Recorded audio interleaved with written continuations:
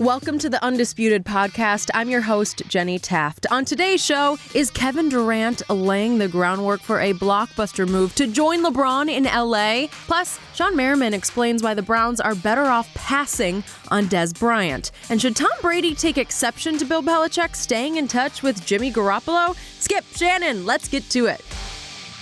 Well, this offseason, the Warriors went from facing LeBron in 4 straight finals to now having to face him in the same division. The Kings' move to the Lakers was the biggest story this offseason, and Kevin Durant was actually happy about the news. Let's take a listen. I loved it. I absolutely loved it. I thought it was a perfect decision, perfect move. Did everything he's supposed to do in Cleveland. I think this is a perfect next step for him. And he's kind of breaking down the barriers of what an NBA superstar is supposed to be. You know, you feel like you're supposed to just, play it out in one spot. I think he did a good job of giving you different chapters, and it's going to make his book even more interesting when it's done. We're now joined by FS1 NBA analyst Chris Broussard. All right, Chris, when you hear these comments from KD, what do you make of them? Well, first off, he clearly has no fear of the Lakers. That's number one, all right?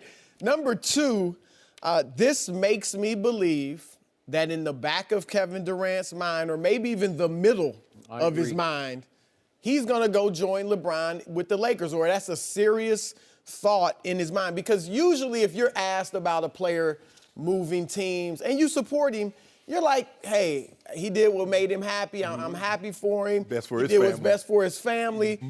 To go to, I absolutely love it. It's perfect. Twice you said that.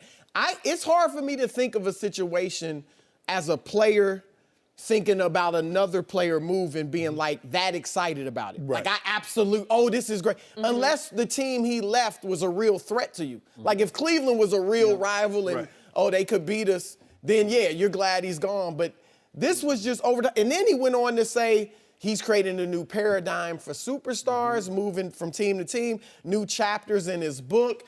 And all that could apply to KD. Move to different teams, have another chapter. Now, I'm on the record as saying I don't think it makes sense for KD. I would just stay in Golden State and win 4, 5, who knows how many rings, keep LeBron from winning rings. But, I will say this. First of all, he has to do it next year, I would think, because if the Lakers get Kawhi or some other big-time free agent, they may not have money to get KD. But as much as I think it doesn't make that much sense for KD to do it, I got to admit, it'd be great for the NBA. Especially, and maybe only, if Golden State remained intact. Yep. So if Steph, Draymond, Klay stay in Golden State, maybe keep Cousins. Now you got a team that won 73, that we really, let's be honest, we can look at and say, as great as they were, we really never got to see how great they could be without KD. Yep. So now you would have that type of team going against LeBron and KD, the best 2 players in the world. I think it would be a tremendous rivalry. Certainly it would make other players upset because it'd clearly be a 2-man race, 2-team race. But gosh, it would be great. I mean, storylines galore. I believe he said that, Chris. I believe he said what he's saying because it would make his job to leave again a lot easier. Can you imagine the blowback had he got without LeBron doing what he did to Miami first? Had LeBron not gone to Miami and KD just up and leave OKC and go to a 73-9? I don't think he even does it, to be honest. Exactly. So LeBron provided cover for some of the blowback that he got some. But he would have got a lot more had LeBron not did what he did earlier. So I believe he's saying this. And he's also saying, if you look at, he's a superstar, but he's active. You look at how he's empowered people in his community. We don't normally see the superstars because before it was basketball, basketball, basketball. LeBron says it can be basketball, but it can also be with these issues going on. I'm going to take a stand on these. It can also be try to empower my community in doing things in my community. So he's saying what we thought a superstar could only be, LeBron is showing you it can be so much more. Yep. And the days of, because then free agency wasn't like it is now. The thought of Larry Bird playing for someone else other than Celtics or Magic Johnson playing for someone else other than the Lakers is beyond anyone. But in today's game, you're probably going to see more of the superstars, Skip, not stay with the team that drafted them originally. And I think that's going to become, it's not acceptable right now, but I believe in the near future. Most superstars post Kobe, or drafted after Kobe, have moved. Now some haven't. Westbrook has it. But Chris Paul, LeBron, KD, Dwight Howard, D Wade. Yeah, it is becoming more common. Melo. Yep. Shannon Sharpe. Yeah. What did I tell you from the first day? As soon as we heard LeBron was going to Lakers, to Hollywood. You told him to pick up the phone and call KD. And I was told he did. He checked with him. He doubted that he would do it this time, although Kevin was a free agent. He had to re-sign with Golden State. But next year is the year and the time. And I'm with Chris. That was the strongest indication yet that Kevin will seriously consider, depending on how it all shakes out this year in Golden State and with the Lakers, that he will seriously consider joining LeBron for one last hurrah together. And remember, they've had a long, close relationship. Remember what was happening before they met in that finals, Miami, Oklahoma City? They got very close. And I think it was LeBron kind of going out of his way to keep your friends close and your enemies closer because he knew Kevin Durant was on the rise. Remember, they used to work out together. They used to play one-on-one. He was a mentor to Durant. He was a mentor. Remember, they used to play flag football together. Remember, that they had a real relationship. And when they finally met in that finals, and LeBron would just back down Kevin in the low post. Remember, he just terrorized him, starting in games 2, 3, 4, right in there. And it's because he knew his game, and he knew he was stronger, and he knew Kevin hadn't, not that Kevin ever had a man body, but he plays strong now. He's wiry, so He's wiry strong. So the point is that Kevin has a real affection for LeBron because he was the little brother who grew up. He was Shannon Sharpe to Sterling. And little brother grew up until Shannon thinks he's a little better than Sterling, even though that's debatable because Sterling got to stop prematurely, but still, it was getting real debatable, right? So now it's debatable to him, but I think he would love, because he talked about it being a book, like a storybook. And LeBron's had this storybook career. I told Shannon that he was born to be a Laker, to finish with the Lakers. It's beautiful. It's perfect. He needed to go to Hollywood because he got blessed to get drafted by his hometown team. How great is that? Yeah, that doesn't happen often. He did get that team to a finals with not a whole lot of help. And again, it was against the Spurs. And then he did get to go join Pat Riley's Miami Heatles, take his talents to South Beach. And it was great. And it was great for the NBA because they became the traveling road show, rock band on the road, right? And then he got to go home, and he did by hook or crook. He won the championship for Cleveland, and now he's gone to Hollywood. So it's beautiful, and Kevin Durant's saying he broke down those barriers. He did. LeBron broke through with all that. He set that up. He made it a whole new landscape, and LeBron's book, and he literally at some point will have a book when this is all over, and it's going to be a bombshell bestseller because the chapters are sensational, and it just builds momentum all the way to Los Angeles. But the final chapter would be Kevin Durant plus LeBron championship. That would be. And when you talk to guys close to LeBron about this possibility, nothing's definitive, obviously, but they talk about it's bigger than basketball, to what you said. And I think Durant, he's followed in LeBron's footsteps, not only on the court, but, he's a business mogul himself or becoming one. Silicon Valley. Silicon Valley. He's doing a lot of the same things. He's got guys around him that he's empowered, that he grew up with or that he knew when he was young. Didn't he get like $14 million? He won some award at the NBA thing because he gave $14 million to his community. So he's doing he was at his similar charity things. yesterday. That's where he got interviewed. Yeah, by ESPN. I wonder if they come together, obviously they're going to try to win championships, and I think will. But I also wonder if they're going to try to make some statement about working together. And I don't know if it'll be even black men working together to win, do things and help the community, whatever. But if they join forces, I do think it'll be bigger to them than basketball, and they will go out of their way to try to make some type of statement off the court. Well, to your point, it wouldn't leave Golden State chopped liver because if DeMarcus gets health, if he rebounds, if he gets health and stays, if he can fit into the way they play, it would be a battle. Yeah, but you'll know early on because Clay up next year. Yeah, it's weird. You hear many things. I think he's staying, and I hear strongly that he's staying. Clay. I know, okay. I know Michael Thompson, his dad, would love him to be in the purple and gold, But that's the thing. I mean, how many free agents can they get, right? I mean, they can get one max free agent. Right. Can the Lakers get two? You know, I don't know if they'll be in position to do that. Well, you will have like a bunch. You have like 3 guys making between 35 and 40 million, and the rest of the guys making 2 million. Well, for this to be, like I said, great for the league, though, Golden State has to remain intact.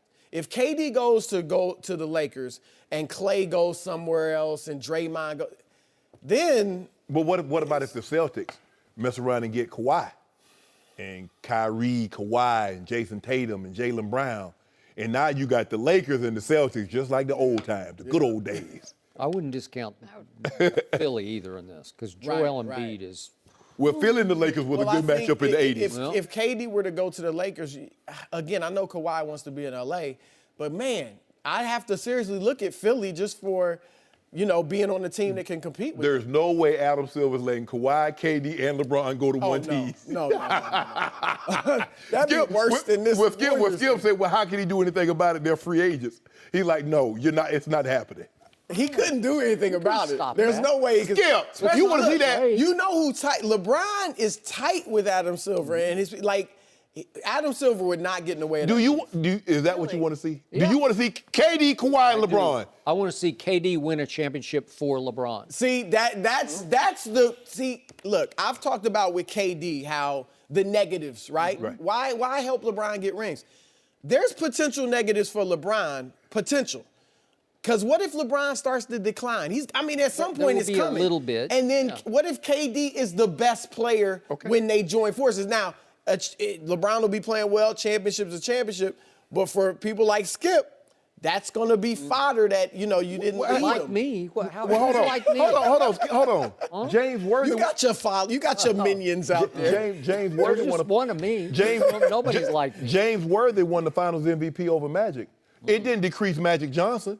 That's just Finals MVP, but for the whole year, Magic was the man. I'm with you, but that will, for the LeBron haters, that will be fodder. He's going to be in year 17. So it almost seems too good to be true. You let the cat out of the bag just now. You said KD lead LeBron to a championship. What did I say early in the show? Obviously, Kevin Durant is playing at a higher level than LeBron what happens is now.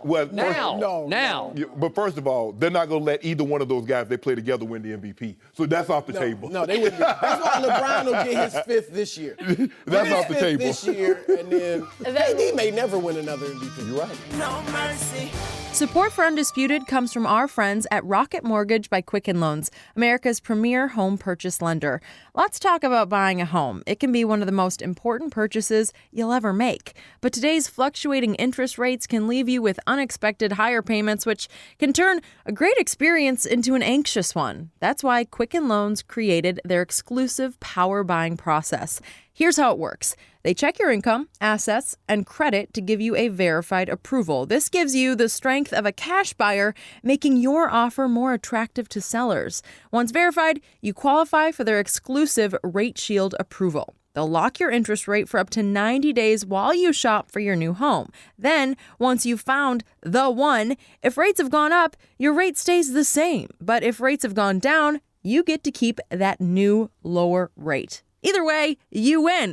It's the kind of thinking you'd expect from America's largest mortgage lender. To get started, go to rocketmortgage.com/undisputed. Rate Shield approval only valid on certain 30-year purchase transactions. Additional conditions or exclusions may apply. Based on Quicken Loans data in comparison to public data records. Equal housing lender. Licensed in all 50 states. NMLSconsumeraccess.org, number 3030. No mercy. There is a new feud in the NBA, so get this. Kevin Durant went on CJ McCollum's podcast, and CJ criticized Durant for going to the Warriors. Then he also criticized Golden State for adding DeMarcus Cousins this summer. KD fired back, saying the Blazers have no chance of winning a championship. Yesterday on Twitter, it continued, went to another level, with McCollum calling KD's move to Golden State, quote, soft. Durant then responded on Twitter by tweeting, "You think that low of me, CJ? Snakes in the grass, boy, I tell you." We are joined once again by Chris Broussard. Boy, Twitter, it's just, you never know. I'm going to start with you, Shannon. Yes. What do you make of this beef? Whose side are you on? Look, I was one of the ones I didn't like the move that KD made only because he went to Golden State. They're 73-9, but he was a free agent. He's free to go wherever he wants to go. But I'm on KD's side. But I need KD to have turtle shell for skin and not onion skin, which is thin, because he hears everything. The problem that I got with CJ is that you had him on your podcast. You could have said you were soft to his face for going to join Golden State. You don't wait till the man leave and then get thumb muscles and start tweeting. See, that's that keyboard courage, Skip. I tell you, boy, a lot of them got it. You a man in front of you. Oh, man, I thought, well, how y'all get, yeah. Now he got thumb muscles. Now you don't, oh, yeah, you soft. And the man across from me reads all those guys out there? No. I You read all the responses? I Yes, don't. you do. How you know what I Like read? art. But that's when I pass you, I'm going to read all those too as I pass you. When you pass me, you have like 1/5 of what I have. So, got to start somewhere. But anyway, and then he on things say, well, I think the B is harsh, but soft is a, whoa, what you mean, but?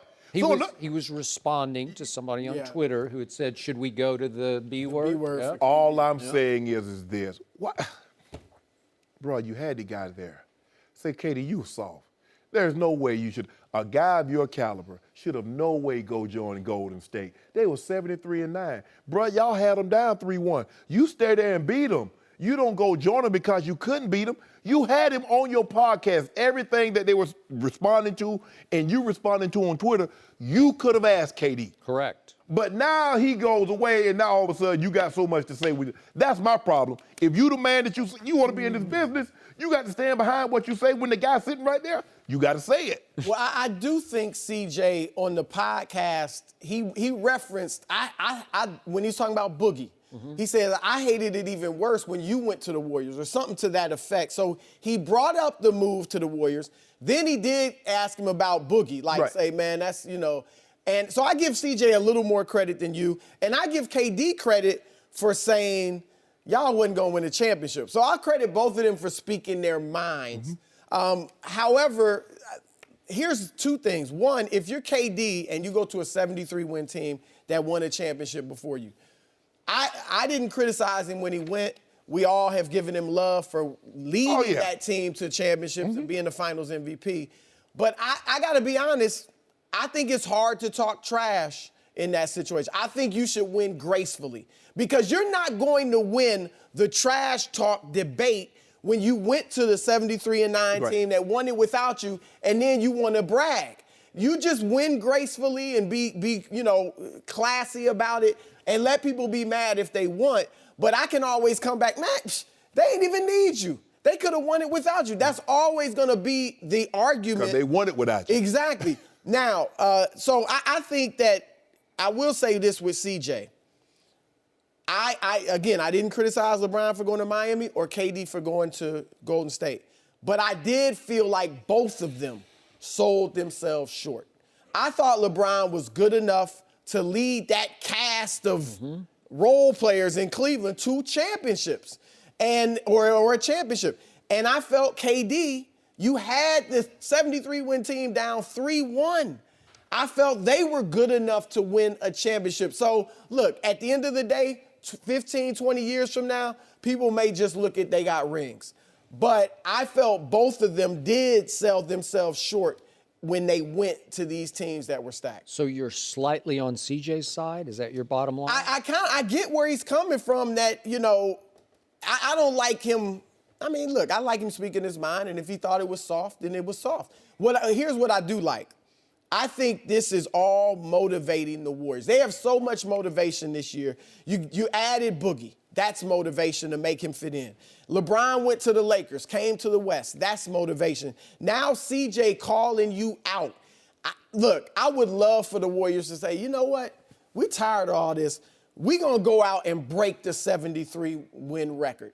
Because if they want to be, they should, maybe, especially if this is their last hurrah, they should go out saying, we want to prove beyond the shadow of a doubt we are the best team in NBA history. Let's go 77-5. 75. I'll say 75. I'll say 75. 75 and 7 is real. As long as they break the 73 and win a championship, I don't think you could argue they'd probably be the best team ever. Let's beat the Lakers by an average of 25 points 4 straight times. Why you bringing up the Lakers? This is about CJ and KD. Because Magic keeps bringing up Golden State, right? He keeps calling out Well, Golden that'll State. be, that's another motivation, Yeah. right? 4 times by 25-point average. CJ and KD.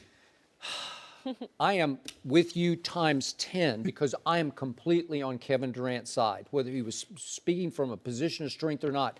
CJ has made noise about criticizing Kevin's decision. He hasn't called him soft, but he had already made some noise about he shouldn't have left Oklahoma City and gone to Golden State. So that's why Kevin went on combatively, like he wanted to, if it was going to resort to trash talk, whatever it was. And I thought Kevin went on and just handed it to CJ on his own podcast because he was just relentless on him. He pulled no punches. He was just in your face. Bro, y'all not going to win. Yeah, he just said, he was laughing at him. You're going to win a championship. No, you're not going to win any championship. And then CJ said, well, we're the 3 seed. He said, yeah. And then what happened? You played like an 8 seed. That's what he called it. Well, You played like an 8 seed. Boom. That's on your podcast. And now CJ has to put that out there, right? You know. So then CJ gets that keyboard courage. That was soft. Yeah. That was as soft as you can get. Now you're going to go to your keyboard and say, oh, he was soft. Well, we can't go quite to the B word, but he actually acknowledged, well, you could kind of go up in that range Yeah. somewhere. He used an analogy. Yeah, Yeah. okay. Well, and then to Kevin's credit, and again, I know he's got thin skin, but on this one, he's just saying, wait a minute, I just did your podcast, and then you go to Twitter and blast me and call me soft? Yeah, then he goes to snake in the grass. I see y'all. CJ tried to afterwards, CJ tried, I'm not talking anymore. Yeah. No, he said, CJ even said, there's no beef. No, there's beef now. Beef. Like when you listen to the podcast, obviously both of them were speaking truths that they really felt, but it was done in a joking manner, laughing, it was lighthearted. Yeah. But the tweets are what got serious, and now there's real beef. There's no way KD is gonna let this go. No should he. You ain't finna have me on your show and all the things that you could have asked me because you mentioned this before. Okay, I know going on what you said about me in the past. Okay, I'm coming on the show, and if you ask me, I'm gonna answer it honestly. Yep. Now I get there, you don't really ask me the questions, but when I leave, now you got so much to talk about. Whoa, bruh. You just had me on the podcast. You could have asked me all these questions. If you thought I was soft, then you should have said, bro, you soft. Bro, you know you. Yeah. Man, please, that was a weak sauce move. You could even say it in a way that was fun, but still serious. Now maybe KD says to his teammates, let's go beat Portland 4 times by an average of 35 points. Exactly. Right? They're capable. KD he's really interesting because since he's gone to Golden State. Oh, man, KD. He's been shooting down everybody that says something. Like, I really think, and he's told me this personally, he really seems, people told me the move he made to Golden State was the first move of his life where he did it just because he wanted to. He wasn't worried about pleasing others. And he really does seem like he doesn't care. On one hand, he doesn't care what people say. He's just going to do what he wants to do. But on the other hand, this is what makes it interesting. He does seem to have soft skin. He hit everything. Yeah, he's responding to every little slight. So on the one hand, you're doing what you want to do, forget what people think about it. On the other hand, just don't criticize me for doing it. And concerned about people criticizing. It's the water. You know, you got that. Tupac was, spent some time in Oakland. Yeah. 40 water, E40 out there, Mac Dre, the Loonies. So, KD got real hard. I mean, he was already 7 foot. He go join the 73 or 9 team, Skip. Now he like 10 foot tall. They look at it, they're like, KD, bro, at the time you made that move, by any metric, you were the second best player in basketball. You go join a team that had a 2-time MVP, the first, and one of those unanimous. They were 73 and 9. Bro, they got the third. You had them beat. You had them beat. And look, do you agree that, again, it's hard to talk trash? Yeah, it is. In that situation? Yeah. Now, you're right. He did a good job. That's like Julio Jones going to join the Patriots and talking trash. Bruh, how you going to talk trash playing with Tom Brady? I'm not sure I've ever seen any player have more pressure on him going into an NBA Finals than Kevin Durant had, not this past year, but 2 years back. Yeah, his first time year. around with Golden State. Yeah. The NBA world was waiting for him to fall on his face because he had left Russell Westbrook and joined the champions. And what did he do? Man, I didn't think he had that in him. 35, he rose 8. and shone. Phenomenal. Yeah, he was unbelievable. Wow, do you know the weight of the world on him? And remember, we had his mom on the show, and she was so proud of him because she knew what he'd gone through. But Skip, the dude in all of his playoff game in the finals, he was averaging over 30 points a game. Yeah. So I was not shocked. I was maybe kind of, naive. I was not shocked that he played that well, considering that in all the finals, even against the ones he lost in OKC to the Heat, he was still over 30 points a game. So I always tell you, don't read all that negativity on Twitter. Just erase it. Don't block it out. Let me see what they're saying about you right now. Well, you're They say I got you, Skip. That would be saying. For that 1 out of 10 that says, "Oh, you owned him." Yeah, I got it. Yeah, they say, "Oh, you got Skip today." They say, "Oh, you got it." Say, I'm good. I need reinforcement. I'm in the Hall of Fame, and I need somebody on Twitter to tell me I'm okay. All I'm saying, Right? Mark. Come on, Okay, what are today you is doing? 7/26/2018. All right. By 2020, I'm gonna catch you and pass you in Twitter followers. Okay, let's bet 9,000 cases of Diet Mountain Dew right now. I'm betting 9,000. I bet By the way, 100. 100,000? 100 cases of do. 100 cases. We got it because you owe me $1 billion because you bet me $1 Yeah. billion on Nick Foles, right? Yep. Okay, so I'll be up. Ooh, I don't know when I'm going to have like 2 swimming pools full of Diet You gonna be moved to Malibu. So you and Ernestine about to move out to Kevin Malibu. Durant is he reads Right next to all the Katie? negativity. He lets it He go in his does. psyche. He lets it go in his heart and soul, and then he goes out and performs. Maybe that's his fuel. I guess. Maybe I that's don't his know. fuel. You have to know yourself. There are some players that couldn't read it. Yes. I think After a while, LeBron, it at was least just early in his tearing career, that's why I believe he went dark. What is it? Dark. The 0 dark 30. Zero He dark does. 30. I agree with that. Yeah, he did. 'cause- He finally said, "I don't need this. Yep. Doesn't do me any good." Jordan, it drove him. Yep. Jordan, he would find anything. The dude's Okay, but that's look just for it. looking at an opponent. He needs one opponent to look sideways at him, and he says, I'll get that guy. He told me Do you that night, see- and John Calipari, who's coaching the New Jersey Nets, I said, what are you doing? He scored like 50 on him.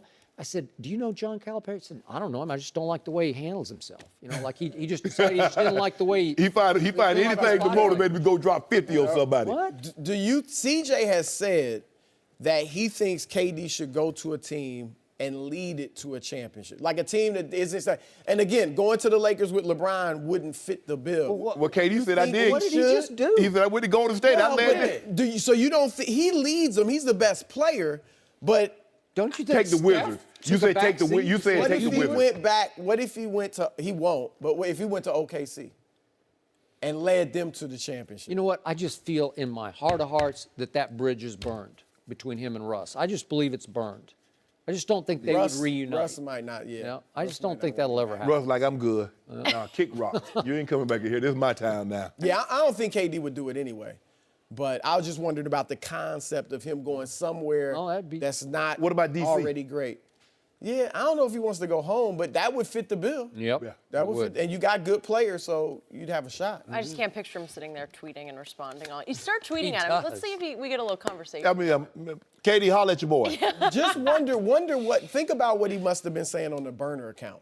He was probably going, Oh, he all lighting in on people the up. burner. He loves it. Loves it. Okay. The Finals MVP had a burner. Yes. Who does that? Who has time for that, Chris? And you got Thank like you for 500,000 being here bots, too. with us. Yep. No mercy. A little Bill Belichick news here, and it has a little something to do with Jimmy G. So yes, he is the face of the 49ers, but his connection to New England is still a story. According to Sports Illustrated, Bill Belichick texted Jimmy G after each of his wins in San Francisco last year, and Jimmy was a perfect 5-0 with the Niners. Yesterday, Belichick was asked if the story about texting was true, and as expected, he did avoid the question. Shannon, how should Tom Brady feel about this? He's probably a little upset, and probably so, because Coach Belichick, for the better part of 19 years, has kept him at arm's length. His dad's mentioned it. Tom has even mentioned on occasion that they've really never had a type of relationship outside of player-coach. They don't go to lunch together. Basically, when they get together, it's talking football. And for Coach Belichick, for a guy that's on another team to text him, congratulations, keep it going, that's huge. That probably hurt Tom. Mama Garoppolo, you can't do this. You see what happens, Jimmy? I told you that pillow talking, Skip. Now, Jimmy didn't say this, but what he did do, he told his mom, or he told his, and guess what? That got out now, that's making Coach Belichick look bad. Mm-hmm. That's what I'm talking about. You got to keep that stuff, Jimmy. You got to keep it close to the vest. You know how this stuff going to come out and how it's going to be perceived. Coach Belichick, I didn't want nobody to know I didn't like Tom. I didn't monk with him. I've been trying to get him up out of here for 2 years. He had a succession plan, Skip. You know how this thing worked. Guy at the company, he's there for 25 years. They find his successor. Now, sometimes they'll let you retire on your own. But when that guy's really good, they'll speed up that process to get you up out of there. Coach Belichick had a succession plan, and he believed that the guy he had was ready to do it, and he was trying to speed up Tom Brady's process. And Mr. Kraft put a kibosh on that. But I believe Tom Brady's hurt, Skip, because I don't know if he's ever done this with him. Of course not. I guess Coach Belichick looks at Tom and says, you're supposed to win. What the hell, I'm going to get you a congratulations for it and say, keep it going. You better keep it going. That's not him. But I think Tom, the type of relationship that Coach Belichick has with Jimmy Garoppolo, I believe Tom Brady always wanted that type of relationship with Coach Belichick, and he's never gotten it, and I don't believe he'll ever get it. So, this is yet another reason Bill Belichick should have been fired. And I am dead serious about this. I don't care how great a coach he is. This is out and out mutiny. This is rebellion against Robert Kraft, who slapped him on the wrist and said, nope, for the first time, I'm going to intervene in football affairs, football decision-making, and you are going to trade Jimmy Garoppolo, and you are going to stick with Tom Brady, whether you like it or not, correct? Yeah. And this is yet another indication to Tom Brady, Belichick's no longer on his side. Belichick's no longer rooting for his own quarterback. He's rooting for that quarterback. And may I point out, this is the same coach who constantly hides behind, we're on to Cincinnati, right? What did he do yesterday? Bill Belichick. He ducked and dodged questions about why didn't you play Malcolm Butler in the Super Bowl with lines like this. I'm going to read from his press conference yesterday. Right now, my focus is on the 2018 season, not 2017, not 2014, not 2007, not 2004, not 2001, not 2000. I'm not focused on any of those seasons. They're done. Yet, down the stretch last year, was he done with the quarterback that he had traded to San Francisco? He was not done with him. Praised on him. He was closely following his progress and success in San Francisco because he would text him after each game, congratulations, way to go, to reinforce him, to encourage him. I believe in you, better. bro. It wasn't my decision. Yeah, wow, interesting. So he was actually not focused on the next game. He was focused on their game. Well, Skip, you remember the press conference when they asked him about Jimmy Garoppolo? And he glowing, the praise and how hard he is, and he's a great football player. So Coach Belichick, he praised on Jimmy Garoppolo, Skip, that I don't believe, in my time of following him in New England, I don't believe he's ever heaped praise like that on anybody. He doesn't give Tom Brady kudos like that. And Brady throws for 400, 350, and 4 or 5 touchdowns. You know, when they say Tom Brady played well, he says the team played well. The other guys played well. So he goes out of his way to make sure it's a team thing. But when they was talking about Jimmy G, he's a good guy. He's a great player. So meanwhile, while Belichick is surreptitiously texting Jimmy G congratulations and encouragement, what is Tom Brady doing to Bill Belichick? He's sticking it to him by winning the regular season MVP. Am I right? And going behind his back and talking about daddy. You see he tried to get rid of me? Well, I guess so. But I guess this is Cold War, man. This is becoming open war. And I also remind you, what did Tom Brady do for Bill Belichick in the second half, or let's just say the fourth quarter of the AFC Championship game? Tom Brady with 12 stitches in the thumb on his throwing hand in the fourth quarter as they trailed 20-10 to Jacksonville, the hottest defense in pro football, the one that's going to bring down Tom Brady, right? Yeah. All Tom Brady did in that fourth quarter with 12 stitches in his hand was to go 9 of 14 for 138 yards and 2 touchdowns as he brought them back from the brink of disaster with a near miraculous 24-20 win. That's for Coach Belichick. But what did Coach Belichick say right after the game? He said, we're not exactly talking about open heart surgery to discount Tom's hand, right? So we know that on Wednesday of that week, Tom Brady, who knows how he did it? You've been suspicious about how he did it. I don't know how he did it. I don't even care. Did he fall down the stairs at home or did he do it trying to hand the ball off? Right. I have no idea. But something caught on his thumb and ripped. This is a crucial part of holding on to a football and guiding the football. And so it did require X number of stitches. Maybe it wasn't 12. Maybe he just chose that because he's TB12. But whatever. I'm not saying it was the most courageous thing I've ever seen, but that was pretty special to me. That was pretty interesting to go out in the cold with stitches in your hand and throw the ball the way he threw it. And Belichick ripped it after the game, and then ripped it the next day and said it was more of a media circus than a football crisis. He said that on his radio gig on WEEI the next day. So the battle lines were drawn there. And then we get to the Super Bowl, and again, I'm going to say it one more time. If anybody can explain to me why Malcolm Butler, the best player in the secondary, didn't play a single snap when he had played 97% of the snaps during the regular season, while they're getting it handed to them by the backup quarterback of the 100% of the playoff snaps in 2 games. Well, 100%. And they're giving up 41 points, and Malcolm Butler does not play. That's sabotage. That's mutiny. That's spite. Mr. Kraft instructed Coach Belichick to trade Jimmy Garoppolo. He did not tell Coach Belichick he could no longer have communications with Jimmy Garoppolo. So that's his friend. You can have friends. Don't you have people that still at the old network that you text and communicate with? I'm telling you, don't communicate with them. You got a new partner now. So I don't want you communicating with anybody at the old show. I know, but it's not like I'm rooting for them to be better than you. I'm rooting for you to be better than them. Yeah. Well, right? he wasn't rooting for. He's not rooting. He just want. Here's the thing: as the better Jimmy plays, that's the bigger feather in his cap. Absolutely. So that's what this is. He's just trying to prove Robert Kraft wrong. He wants Robert Kraft to say, you know what, you were right. I shouldn't have done it. And now his whole being seems to be focused on, he's not on to Cincinnati, he's on to Jimmy G. Yeah. Day after day, he's on to Jimmy G. He's going to show him. And Belichick's got 5 Super Bowl rings, so I think he's saying, I'm good. So now his new cause is to prove that he was right. He has 5 Super Bowl rings. If he wins 1 without Brady, they'll be more important than those 5 with Brady. Sure.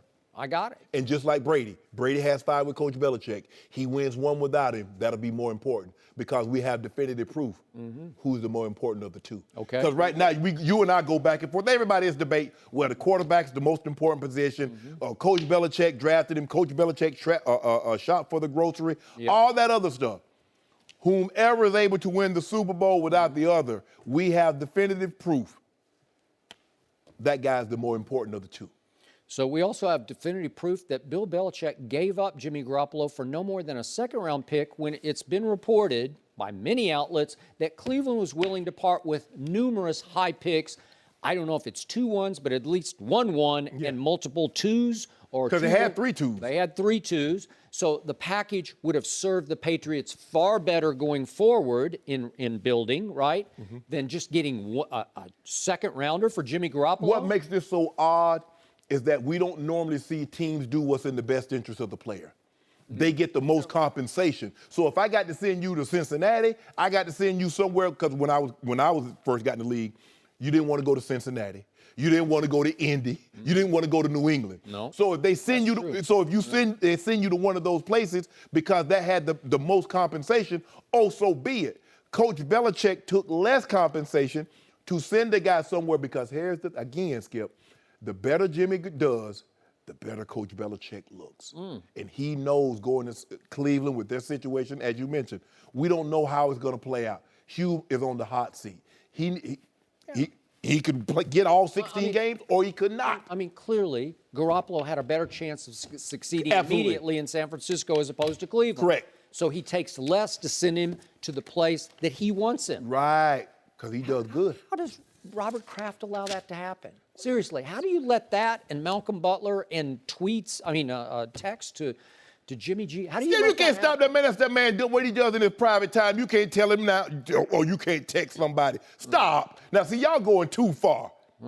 I'm firing him. Yeah, Seriously. what? For texting a former player. Yes. Well, we just talked about it. Skip. You even agreed with me. No. You said Tom Brady should be upset about it. He should. Yeah. Oh, but Tom is the quarterback. Tom has his wishes. He wanted to remain the quarterback of the New England Patriots. He is. Yeah. Mr. Kraft sided with Tom over Coach Belichick. Okay, Coach Belichick is still, good friends. But it's not just the texting, because you brought up a good point, Shannon, that he has praised Jimmy G in other press conferences. Yes. In this very same press conference, he was asked about Brady and his relationship with him, and he said, I have a good relationship with all of my players. If that is not telling Yeah, I don't know what is. Well, I'm just saying, Skip. When I went to Baltimore, ain't nobody be texting me talking about good job winning. Ain't nobody texting me about when I broke the record.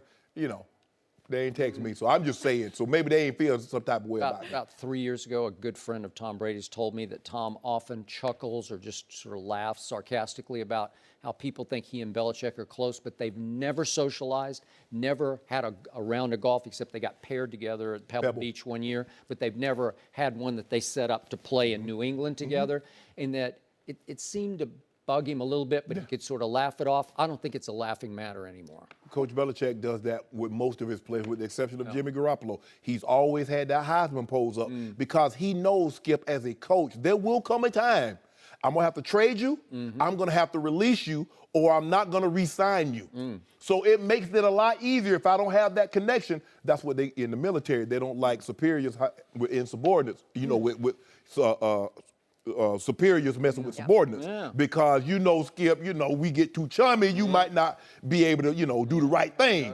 Coach Belichick says, if I keep you at arm's distance, I'm always going to be able to do the right thing. He felt the right thing was to go with old Jimmy G. That's what he felt. You mean Jimmy Belichick, right? No mercy.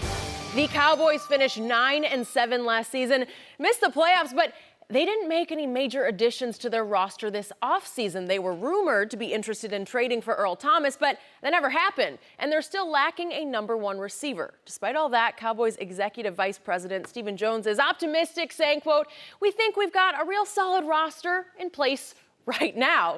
Shannon, should the Cowboys be happy with their roster right now? No, anytime. And in the same thing, he says, when opportunity arrives to improve your roster, we're going to jump on that. So are you telling me Earl Thomas would not improve your roster? So, Skip, no, he should not be happy with his roster. This is what we know about Jerry Jones. Skip, in 1992, you were there. When they thought they would could contend for a title, what did they do? They went and got Charles Haley. In 1990. By the way, Jerry did it. Yes. He against Jimmy's better judgment to start with. Yes. Like, we want that guy because he was a real malcontent in San Francisco. 1995. They were close. They had just gotten beat the previous year by the 49ers. They went on and won the Super Bowl. What did they do? They went and got prime time. So when they're close or they believe they're close, they will plunge and go get them a big-time guy that they believe can change the title, change the tune, and put them over the hump. Now, Stephen Jones also said, you're aware of what's going on where the players are reporting are unhappy. How the hell you think you got Charles Haley? If he was a model citizen and he wasn't unhappy, you wouldn't have got him. He was you and I know the problem that he was causing in San Francisco. If people knew, they were like, only Jerry would have been willing to take that kind of opportunity on Charles. Skip, Earl Thomas is a difference maker. And the question you have to ask yourself, who did you select in the second round this year? Who could you select in the 2019 draft in the second round? Because that's what's being reported that the 49ers want for Earl Thomas, a second-round pick. Who can you draft? Who will you draft that's going to give you that kind of production? Earl Thomas is the best free safety in football. He can cover. He's makeup. All your blemishes in the secondary, Skip, he can cover them up. And that's their problem. They get good. They get okay. DeMarcus Lawrence had an unbelievable season, but I think they're weak on the back end, especially at the safety position. Earl Thomas is a difference maker, and the more difference makers you have on either side of the ball, the greater your chances are of winning. And I thought the Cowboys, they used to be about winning. Jerry was not afraid to take a plunge, Skip. Think about it. He gave up 2 first-rounders for Joey Galloway, 2 first-rounders for Roy Williams, and you won't give up a second-rounder for the best safety in football? How did Jerry make his fortune? Plunging, lost it all, gained it back. Tenfold. Got rich quick, bought the Cowboys, got richer and richer and richer, and now has the most valuable team in all the world. All the world. So he is an extremely successful businessman. But this new Jerry, this newly minted Hall of Fame Jerry Jones. He hoarding that money. I don't know what he's doing because I'm fascinated and I'm extremely frustrated by the new Jerry Jones Hall of Famer. Is he resting on his laurels? I don't get it because he seems completely content to sit back and fold his arms and wait and hope and wait that they find diamonds in the draft rough. it's just not the way they've done business. No. Low these many years. And all of a sudden, I do like a lot of the kids that they have. But this is a huge year for all those kids because we're going to see now as they become sophomores, right? Like you can start to say, well, he can. Skip, they only have 3 guys on their roster over the age of 30.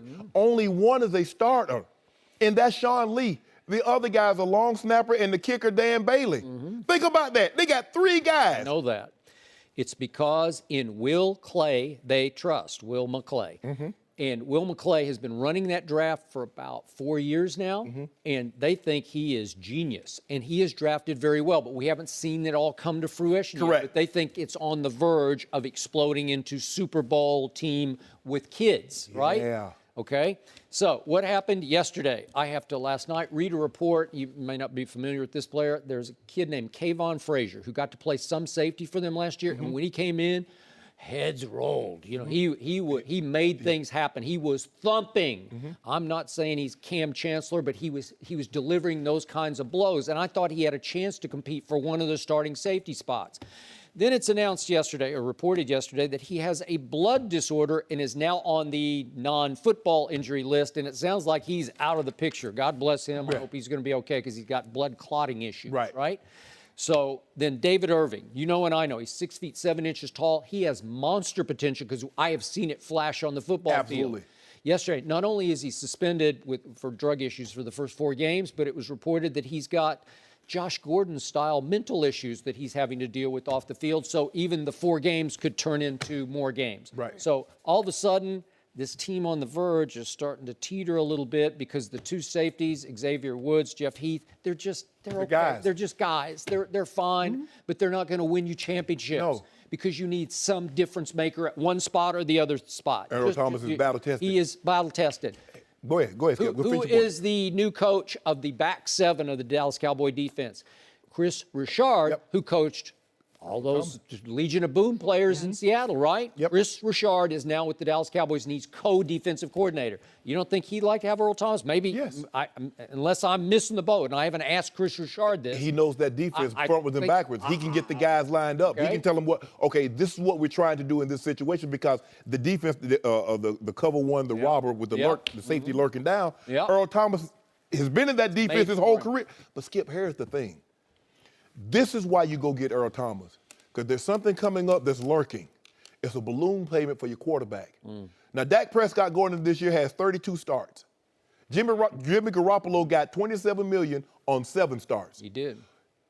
Todd Gurley, TG just got $45 million. Old Zeke Elliott's looking at that. Now, when these 2 big contracts come due, Skip, what are you going to do? DeMarcus Lawrence looking over there like, go ahead and get your go ahead. Remember, we have discussed at length, at sort of painful length, that they're still stuck with the Tony Romo, Dez Bryant contracts. That's after this year. It's over. Under those, huh? Well, they'll have 1 more year with Dez. But I'm saying, if you acquire Earl Thomas, and reportedly it's only a 2 that Seattle's asking, I'd do that in a heartbeat. Yes. They're still negotiating. You know, they're trying to hold out, leverage it off. And yet now with Kayvon Frazier out, it's like Seattle saying, now they got to have Earl Thomas. Right. But the point is, you also have to pay him. Earl Thomas. Yes. Can they? Will they? Would it strap them even further when it's time to pay Dak and Zeke? Is Earl Thomas kind of on the downside of his career? Would he be worth it just for this year? I would say yes. I believe he has 2 to 3 years. 3, yeah. You know? Okay? So they keep it like Tony Romo the other day brought up the Miles Austin example of diamond in the rough. Miles Austin, undrafted out of Monmouth. What happened? He came from nowhere, and he made 2 Pro Bowls in 2010 and 2011. And he had 2,000-yard seasons, and he dated Kim Kardashian for a while. That's how far he came. Really did. Well, I mean, that's quite a rise, right? Yes. From nowhere. So they're saying, well, maybe we have one of those guys on this roster. Maybe it's Michael Gallup from Colorado State. I don't know. Ooh, I don't know. My thing is that you're going to be a run-based team, and it'll make Dak's decisions a lot easier because they're going to try to get that safety down in the box to take away the run. So he'll know early on it's hard to get exotic when you're trying to stop the run. You better get that safety down in the box in a hurry. But the back end, Skip, they're lacking on the back end. That's what caused them some problems. And so teams are going to try to pick on that back end. We see that. I don't know. Like I said, I don't know. Like I don't cover the draft, but I don't know who's in college football that's going to be a second-round pick that's going to give you better production over the next 2 to 3 years than Earl Thomas. Well, obviously, I mean, it's like on a platter here. And by the way, Earl Thomas obviously wants to play for the He's from Texas, though, right? Yes. He's from South Texas, but I think he's from the Houston area, as I recall. But he went to the University of Texas. Yeah, so I don't know what Yeah. But like I said, if Jerry thought they were close, Jerry, as you mentioned, Jerry's a plunger. When they thought they were close, they took a chance. They took a huge chance on Charles Haley. Time wasn't no chance. Hey, Charles Haley won them the Super Bowl. He He's put them unbelievable. over the top. Oh, he was unbelievable. Unblockable. Yeah. They didn't have that guy. Yeah, he's special talent. They did not have Deion Sanders at corner. No. And all of a sudden, San Francisco wins one Super Bowl, and the next year, Deion's over Deion there. goes there, and they win the Super Bowl. Yeah.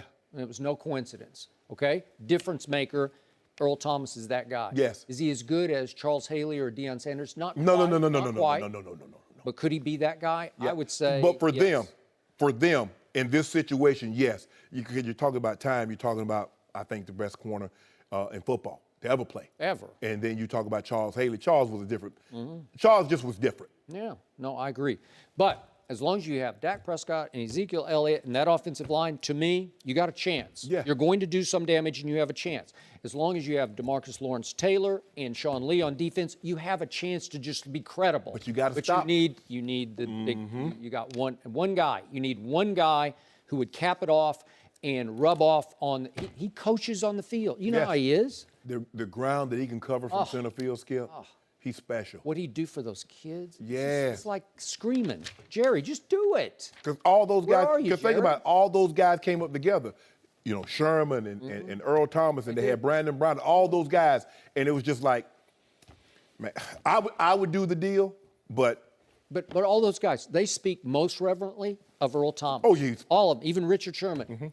It's Earl. Okay, there it is. I hope Jerry's listening today. I feel like you guys sold me on that one. No mercy. Training camps are underway, and Dez Bryant is still without a team, but that could change. Yesterday, Browns GM John Dorsey called Dez a, quote, very talented player and said they have had discussions about signing Dez. This comes after Josh Gordon announced earlier this week that he would not be at the start of training camp as part of his treatment plan. We're joined by former All-Pro linebacker Sean Merriman. Thank you for being here. Welcome to Undisputed. Thanks for having me. All right, when you hear this news, what do you think? Should the Browns sign Dez? No, I don't think so. It's not really because of talent. It's because his personality right now is too strong for that locker room. I don't think he's going to be good for the culture and what they're trying to build. You got a young quarterback who you just drafted. You got young players around. And to me, and being in the locker room with a guy like Dez Bryant, I think his personality is just too strong. I think he's going to take over, you know, with the coaches. He's going to take over with the players.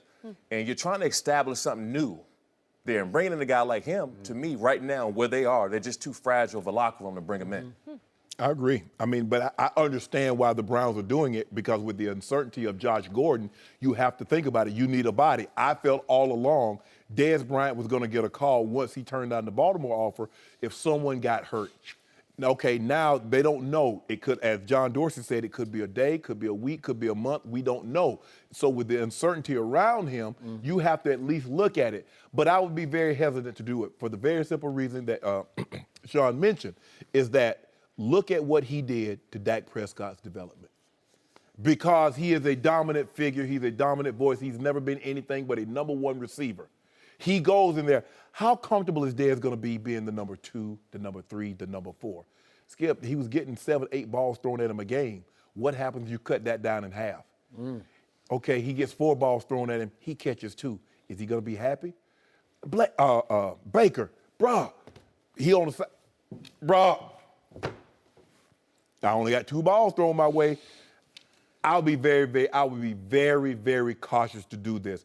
They might be on the potential of building something really good.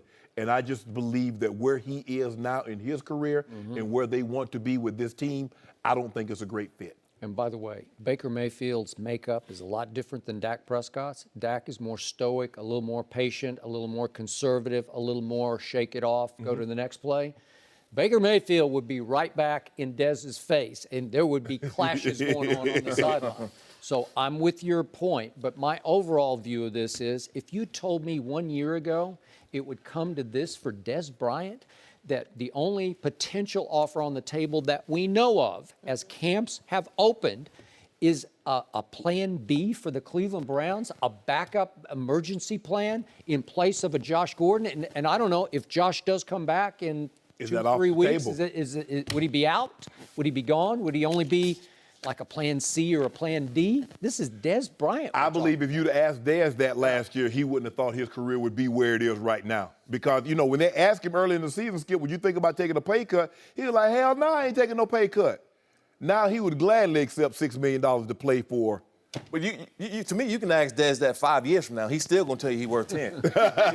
He's still going to tell you that. But that's the problem. And that's to what you just said. That's why the Cleveland Browns and him being a option and not a number one, that's why that's the only thing available to him right now, because they still believe he's still Dez Bryant of 3, 4, 5 years ago. And that's the problem. I guess the worst decision Dez Bryant ever made was turning down the Baltimore Ravens, Ozzie Newsome's offer. 3 years, $21 million. So it's $7 million, about what Crabtree got to sign there. Jordy right? Nelson was right around that number. Alec Hearns was right around that number from Dallas, about $6 million. Okay. The numbers are, that's what it is. And when Dez Bryant turned that deal down, I think the league turned on Dez and said, well, if he didn't want that. And Ozzie has a reputation for taking those sort of problems in, and they find a place and a home and a new start, and I thought it was perfect for him. And now camps have opened and Dez Bryant doesn't have a job? And really? And the only reason, think about it, Hare's a guy that the only reason he looks like he's going to get a call if somebody gets injured. That's not what a guy of that caliber is supposed to have to wait on. And you don't want to see anybody get hurt, but that's what he's waiting on. Because if they thought Dez could help them right away, they'd have signed him in April. They'd have signed him in May. They'd have signed him in June. Here we are. Everybody's going to camp with the exception of, I think, the last team's report on Saturday. He won't end up with a team that's trying to build. He's going to be with somebody that's already established. Someone who's trying to build the locker room, build your team up, and get back on the right track. Dez ain't going to end up with them. He's going to end up with somebody that's already established, that got a chance. With culture in the locker room. With culture in the locker room, right. Just a strong locker room that he can't come in and disrupt. Well, if that team happens to run, let's say, the West Coast offense that Dez has not ever been a part of, he better get in there sooner than later, or he's not going to have any chance to figure that out on the fly. The thing is that what people want, Skip, is they want guys that can play multiple positions. You got to be able to play the X, the Y, the slot. You got to play all of that. Dez has basically only played one position his whole career. So now you're asking him not only to learn multiple positions, but learn multiple positions in a different offense. Yeah. It's easy to learn multiple positions when you've been in an offense for an extended period of time. But when you go to a different offense, you need to just concentrate, because you can't let your ability show if you're guessing. If you're thinking like, what I got, am I supposed to run the comeback, or do I got to dig? Do I got the square out, or do I got the over? You thinking about all that. And him coming into a new coaching staff now, Dez ain't willing to do that. He ain't going to do that. I've been there, leaving the team, and you're there for 5, 6 years, and you go in front of new coaches for the first time. They know you as Dez Bryant, but they don't know your work ethic. They don't know how you come in the locker room every day. And for him to come out and have to prove himself in front of a new coaching staff all over again, I just don't see that happening. I don't see him, conforming to what a new coaching staff want. If they want him to, after he catches the ball, run to the end zone every time just to finish the play, Dez ain't doing that. He's already, in his mind, he's established he shouldn't have to go back to doing those things again. If they ask him to do something that's out of character for what he's done for the past 5 or 6 years, he's not doing it, and that's why he's not going to be able to go to a team that needs to be established. Did you have a struggle when you went to a new team? No, absolutely. I went from the Chargers to the Buffalo Bills. They asked me to play defensive end. I said, what the hell wrong with y'all? I just went to 3 Pro Bowls and outside linebacker. Why would you have me put my hand in the dirt? But, the coach want you to do that. You put your hand in the dirt and you do what they ask you to do. Now, I sucked at it. I was terrible. Until they let me stand up and do what I'm capable of doing. Also, training camp, I was taking 50 and 60 plays a game, doing practice. Right. I wasn't trying to go back to doing that again. Right. Proving yourself all over again, running to the ball every single play. Or, some coaches that know you already know that, hey, in the game, he going to go make that play. Right. These new coaches don't know that. So if you're Dez Bryant and they want you to start over again, rebuild who you are, he's not going to be open to doing that. It's hard. It's hard when you've been doing something for one way for an extended period of time. In Dallas, Skip, he was a god. He's Dez Bryant. He was. So you get to do Dez Bryant things. You go to a new team, they looking at you like, bruh, you ain't do none of that for us.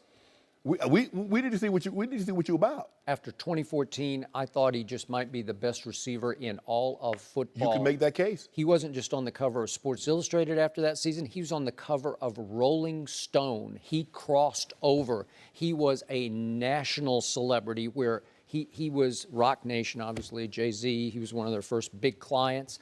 And Jerry Jones gave him the ranch. He bet the ranch on it because that was a big contract that he got. Yeah. And all of a sudden, his body started to betray him. Both of you know how that feels when all of a sudden this starts to go and that starts to go, and you're just not who you used to be. And it got to the point last year when he led the league in drops. As a Cowboy fan, I finally said, I'm out. I need addition by subtraction. My team will be better going forward, and now they're all talking about it, with no Dez Bryant hanging over the locker room or the huddle because he couldn't live up to that kind of distraction. He's been a number one since he set foot in the NFL. Yeah. He goes to Cleveland, he's not going to be the number one. How does he handle that? Skip, he couldn't handle catching, what he catch, 55, 60 balls last year. That might get cut in half. When you've been here, man, it's even going to here, let alone going to here. But John Dorsey says he likes him because he worked him out. He used to be the Packers personnel guy, and he worked him out before the draft in Lufkin, Texas, where Dez is from. And he liked the way he handled himself because Dez is a fiery, he says, I like the way he how long ago competes. that's been? I know. It was a long time ago. Well, hell, Dez is not that guy that he worked out in Lufkin. Dez can't run like that. Dez can't jump like that. Dez doesn't have anything back then. What was that, 2010 draft? 2010. Yep. Might have been 2010. Yep. Long time ago. Yeah.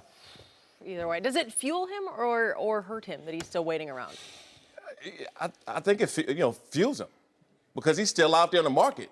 It hurts too. It hurts. You sit there, it's feeling you because you know when you get back out there, you got to prove yourself immediately.